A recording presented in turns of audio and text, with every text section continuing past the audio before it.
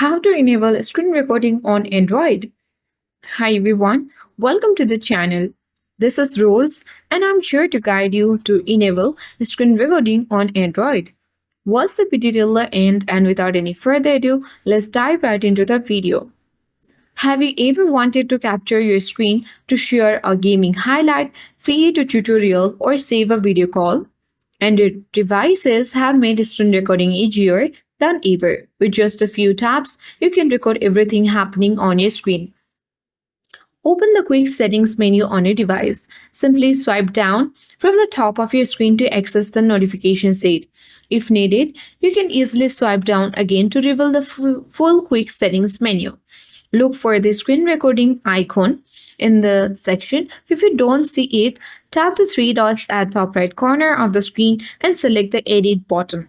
And under More Function, you will get different kinds of hidden applications. Simply you can search from it and then open it. Simply tap the screen recorder icon, and after that, a dialog box appears on your screen where you are asked whether you want to choose your audio settings like recording audio or using microphone. For additional settings, you can simply open Settings on your phone. Scroll down and locate Additional Settings. Open it, scroll down and tap Screen Recording.